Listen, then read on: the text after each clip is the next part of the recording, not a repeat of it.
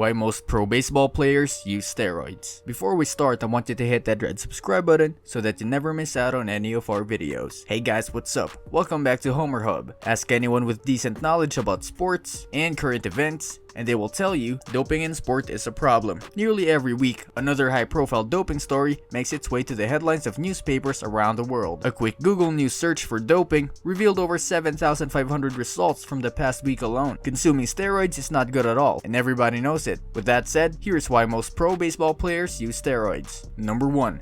How do steroids work? Both males and females normally have testosterone circulating in their bodies, although the amount in males is much higher. Testosterone works to promote the appearance of male secondary sexual characteristics, such as a deepening voice and the growth of body and facial hair. It also has effects on muscles and bones. Performance-enhancing steroids usually work by mimicking natural testosterone. Reported effects of steroid use include an increase in muscle size, strength, and fat-free body mass, all of which are thought to improve athletic performance. Number 2. Maintaining a bulk and healthy weight balance. Baseball teams have a minimum of 162 scheduled games over 6 months. That's 27 games per month. Championship teams may play as many as 182 games. Even the most bulked up professional player can lose as much as 25 pounds in body weight over such a grueling schedule. While a football player can continue to bulk up even during the season, as they only play once a week, a baseball player cannot. A majority of his time is spent honing his skill, maintaining the hand-eye coordination, muscle memory, and flexibility necessary to play the game on a daily basis, not to mention the time spent traveling across the entire continent. Players that use steroids did so to be able to continue to work out and maintain a bulk during the season despite the grind, to be able to maintain peak conditioning despite the daily wear and tear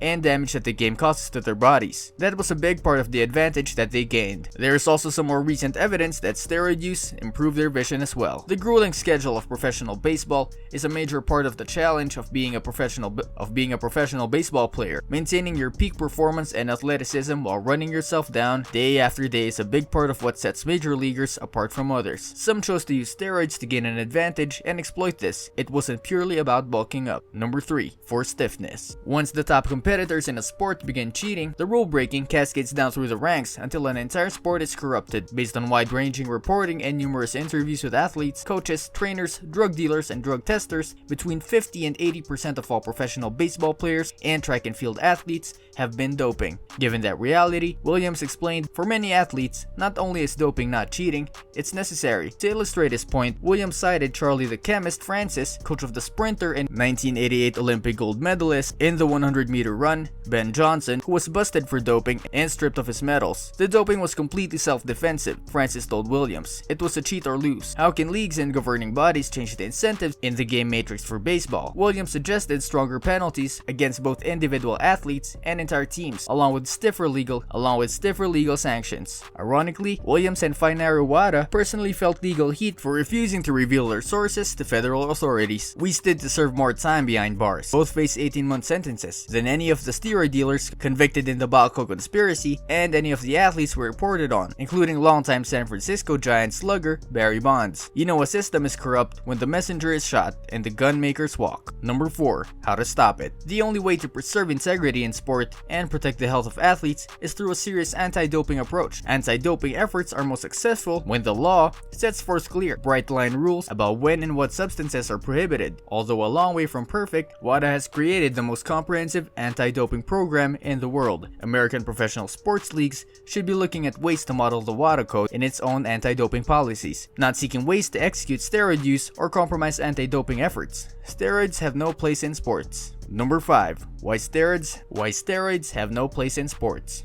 Permitting the use of steroids under proper medical supervision would threaten their fairness and integrity of the game. First, athletes who choose not to use steroids are at an unfair advantage. Most will be unable to compete at the same level as athletes who are using steroids. Secondly, the integrity of the game is compromised because it is no longer about which athlete has the best skills or talent. It's instead about which athlete has the best steroid cocktail or the money to buy the best steroids. Thus, steroid use is contrary to the spirit of sport, fairness, respect, and solidarity. The concept of mutual respect between competitors is thwarted when one athlete would rather use steroids to improve his skill, to improve his or her performance, than compete based on individual strength, skill, or talent. This brings us to the end of our video. I hope you enjoyed it. Hit like if you did, and don't forget to subscribe to our channel so that you don't miss any of our videos in the future. Also, watch the 2 videos that are on your screen because I'm sure you'll love them. With that, I'll see you in the next video.